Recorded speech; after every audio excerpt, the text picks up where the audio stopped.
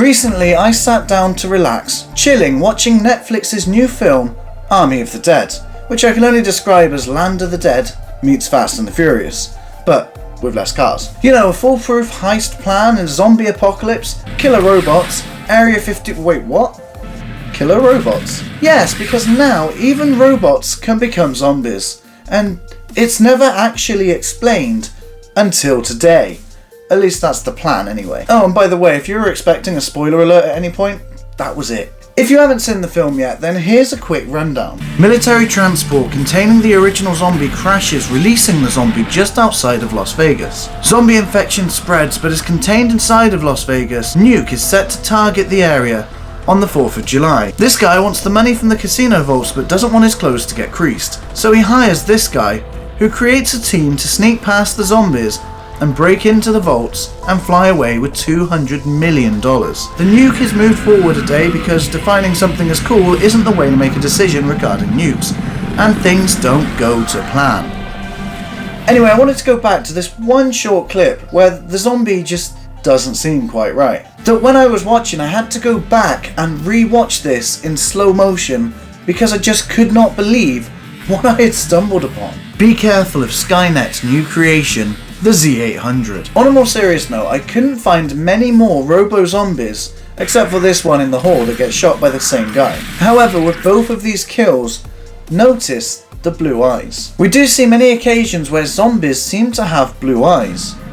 Without any other reason, they must be the Robo zombies. So, we now have Shamblers, the slow zombies, Alphas, the fast and more intelligent zombies, a tiger, a horse, and Robo zombies.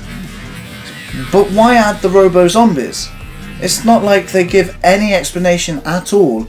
Not even the survivors ever pick up on it. I wanted to know why Robo zombies are even a thing in Army of the Dead, so I done some digging around and found a few answers. Some people are speculating that it's the government. They built these zombies so that they could keep an eye on the real zombies, their movements, their behaviour, their numbers, to give them a tactical advantage when they decide to take them out. So, is that it then? We have our answer?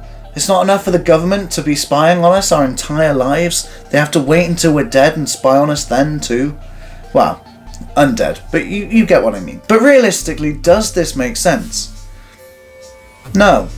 It simply cannot be the government, and here's why. If they were gathering all this information for tactics, then why are they using a nuke? Why spend all of that money on these highly advanced robots only to destroy them with a nuke? In fact, if these Z800s were built by the government, they wouldn't even need soldiers. They could just build up their own army of Terminator soldiers. Robot soldiers can't get infected, so they'd be highly effective against the zombies. And if you're saying to me, well, that wouldn't work, they could still destroy them. Yeah, they could. I suppose the alphas are smart enough. Which is why I'd suggest a more simpler, more realistic alternative. Weaponized drones. You see, these things could just fly over, unable to be reached by the zombies, and shoot them all. Fly over the streets, clear out the streets, and a team of specialized soldiers could come in and take out the rest of the stragglers. Simple, cheap and easy, no need for a nuke, you're welcome. So, if not the government, then where did the robo-zombies come from? Wow.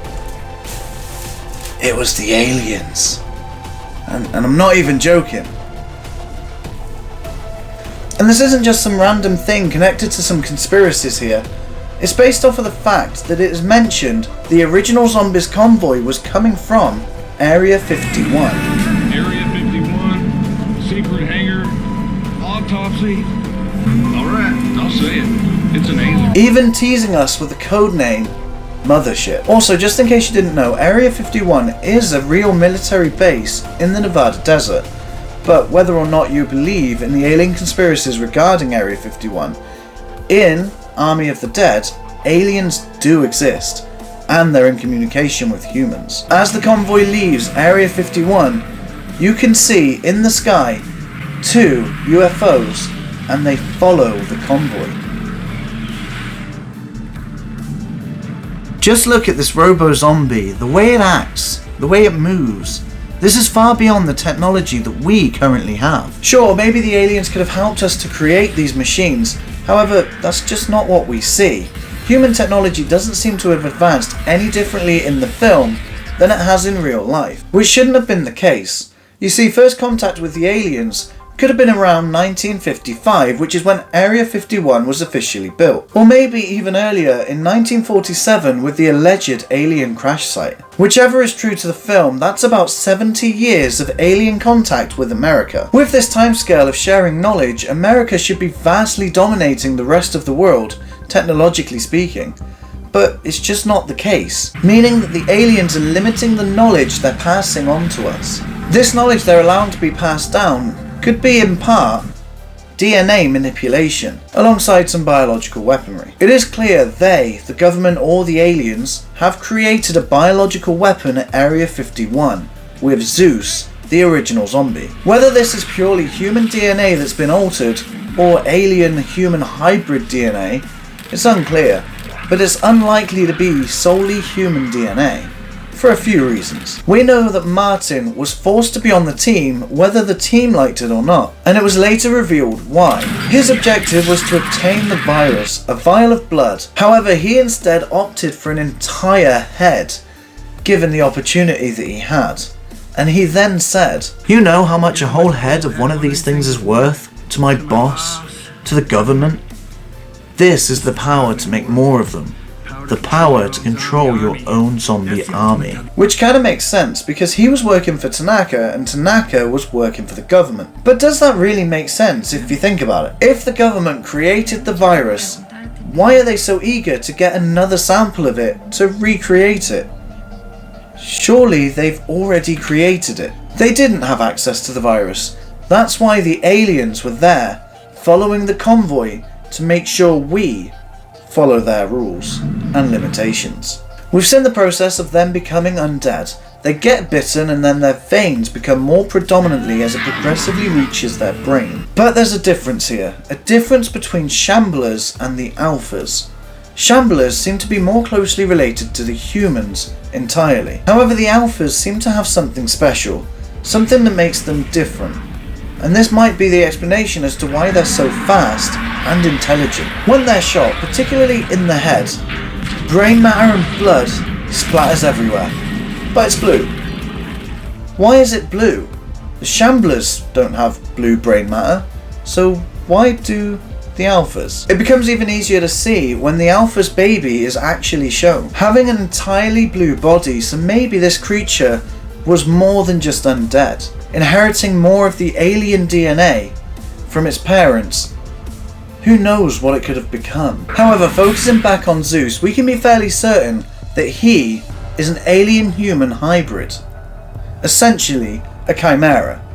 Now, I know this is going to be a bit of a stretch, but just stay with me for a minute. With the reference of Zeus making Olympus his home, the Greek mythology is actually hard to miss. And on the odd occasion, there is a zombie horse which is ridden by Zeus, which could just be there to show their intelligence, you know, like Planet of the Apes. However, what if it's more of a hint to the aliens' home world within Greek mythology? If we think of Zeus as a hybrid riding a horse, then with Greek mythology this could be referencing a centaur. And with Zeus being an alpha, this is starting to resemble our closest neighbouring star system, Alpha Centauri. Maybe I'm looking into this too much. Either way, we're missing the bigger question here. What are the aliens' intentions?